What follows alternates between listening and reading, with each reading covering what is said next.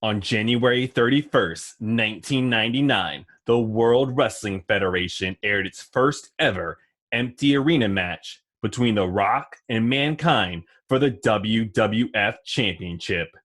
This was filmed in Tucson, Arizona, and aired at the halftime of Super Bowl 33 between the Denver Broncos and the Atlanta Falcons, which took place in Miami, Florida. Today, we're going to tell you the story of how we got to this empty arena match. Welcome to Wrestling Stable, where you don't join, you're chosen. Check out our wrestling stories on YouTube, iTunes, Spotify, and your preferred podcast provider. Mankind was not always the lovable, goofy character that fans fell in love with. He started off as a tortured soul who would yell and pull out chunks of his hair right from his scalp. Going into SummerSlam 1998, he and Kane were the World Wrestling Federation Tag Team Champions. They were on their second reign together. They won the titles from Billy Gunn and the Road Dogg, better known as the New Age Outlaws, in a steel cage match on Raw is War. This was Kane's first Tag Team Championship reign and Mick Foley's third overall. They lost the titles to reigning World Wrestling Federation champion Stone Cold Steve Austin and The Undertaker at Fully Loaded in Your House. Then they won them back on an episode of Raw is War. SummerSlam 1998 took place at Madison Square Garden and was dubbed the Highway to Hell. Instead of trying to regain the tag team titles, Stone Cold Steve Austin and The Undertaker faced off against each other for Austin's World Wrestling Federation Championship. Also at this event, Kane and Mankind defended their tag team titles once again against the New Age Outlaws, this time in a Falls Count Anywhere match. Mankind had to start this match off alone as Kane could not be found, and Mr. McMahon still talked Mankind into defending the championships alone. The Monday before, Kane and Mankind faced off against each other in a Hell in a Cell match.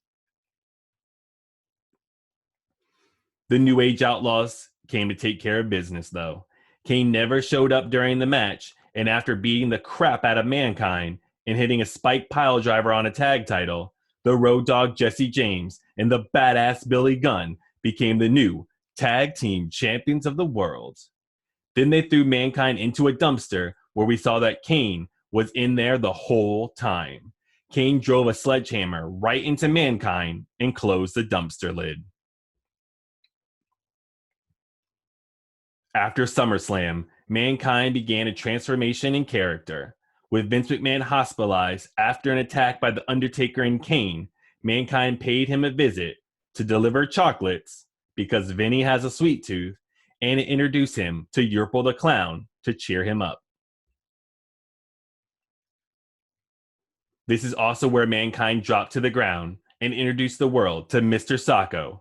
Mr. Socko kissed Mr. McMahon's cast, but Vince was not having it. He kicked Mankind, Socko, and Yerpo the Clown out of the room.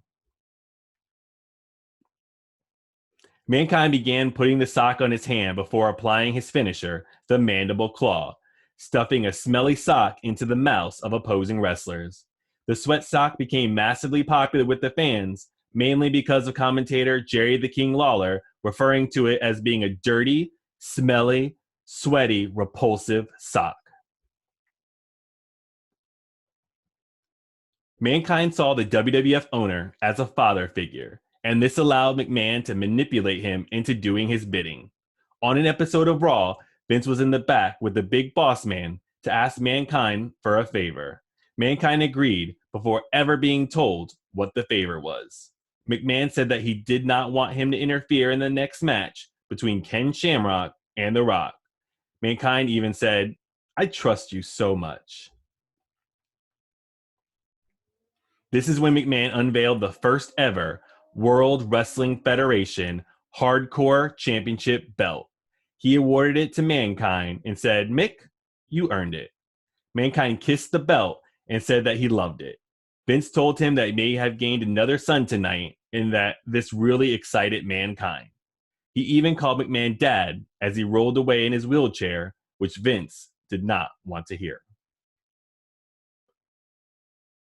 Mankind was then pushed as the favorite to win the World Wrestling Federation Championship at Survivor Series, as McMahon appeared to be manipulating the tournament so that Mankind would win. He and The Rock both reached the finals. In the finals, McMahon turned on Mankind. As The Rock placed Mankind in the sharpshooter, McMahon ordered the timekeeper to ring the bell, even though Mankind did not submit, a reference to the Montreal Screwjob from the year before. As a result of Survivor Series, Mankind officially turned face, while The Rock turned heel and became the crown jewel in McMahon's new corporation faction. After weeks of trying to get his hand on the corporation, Mankind received a title shot against The Rock at Rock Bottom in Your House. Mankind won the match by using his mandible claw hold with the Mr. Socko on his hand, and the referee declared The Rock had become unresponsive. But McMahon overruled the title change because Mankind did not keep his pre-match promise to make The Rock submit. After several weeks of going after the corporation, Mankind defeated The Rock to win his first WWF Championship on December 29th, 1998. The tape show was broadcast on January 4th, 1999.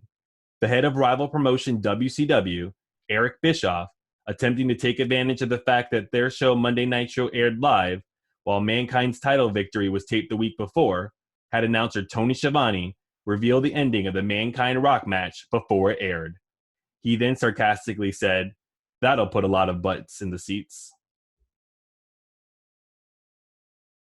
Mankind lost the WWF Championship to The Rock in an I Quit match at Royal Rumble 1999.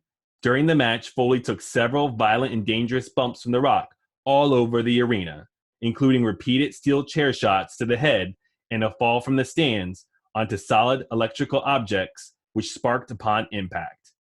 The match ended after Mankind lost consciousness, and The Rock's allies played a recording of Mankind saying, "I quit," from an earlier interview he did with Shane McMahon. Mankind had trusted Mr. McMahon, who turned against him and aligned with The Rock, the corporate champion. The two had faced off in the finals of the Survivor Series tournament, had a match at Rock Bottom, and even had an I Quit match. That means that they had to think outside the box for their next match. The night after the Royal Rumble, The Rock was in the ring. Mankind showed up and attacked armored guards. They are protecting The Rock's $100,000 that he received from Mr. McMahon. Mankind took the money and then entered the arena. Mankind said that The Rock has his belt and he has The Rock's money. He starts giving it out to the audience. He says that he does not remember saying the words "I quit" and then The Rock is not the champion. Mankind says there will be millions and millions of people bored during the halftime of the big game. He wants a rematch, and he doesn't want any people in the arena. He says one of them is going to walk out WWF champion, and one is going to get their ass beat all over an empty arena. This leads us to the next match of this rivalry between Mankind and The Rock at Halftime Heat. The Rock defending the World Wrestling Federation Championship against Mankind in the first ever empty arena match. Michael Cole announces that the only people inside the arena will be WWF owner Mr. McMahon, who will be the commentator, referee Earl Hebner, who will count the 1, 2, 3, and the 2 participants. This is a no holds barred, no disqualification, falls count anywhere match. We see that Mankind has someone drop him off at the arena in an older car, and The Rock shows up in a limousine with Mr. McMahon. The Rock makes his entrance with the WWF Championship over his shoulder and Mr. McMahon by his side. McMahon goes to commentary to call this match. Now and throughout the match, we see Shane McMahon and Kevin Kelly sitting ringside in an arena with people reacting to the match. Mankind then makes his entrance. The match starts off in the ring, but does not stay there very long. The two spill to the outside of the ring and then the empty seats. The Rock begins to bury Mankind under a bunch of chairs. Then The Rock picks up a metal folding chair from ringside and hits Mankind over the head with it. The Rock goes up to Mr. McMahon and he is handed the announcer headset. McMahon looks on smugly as The Rock cuts a promo.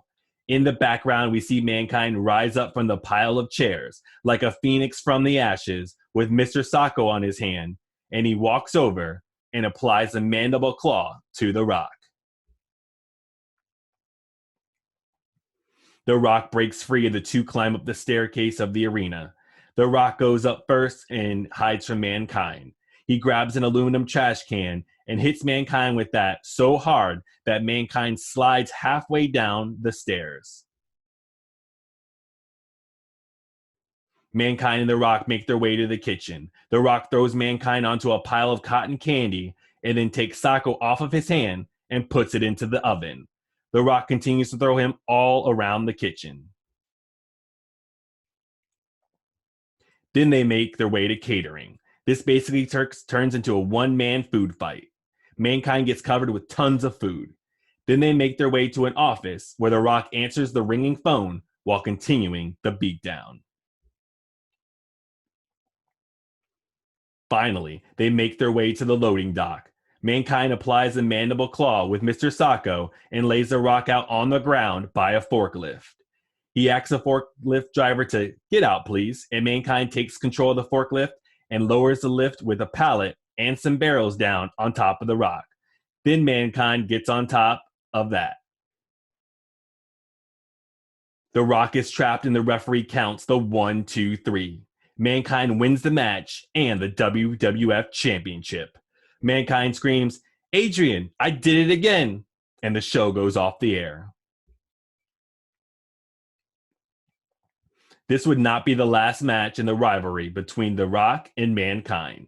The two competed in a last man standing match at St. Valentine's Day Massacre, as well as a ladder match for the championship the night after.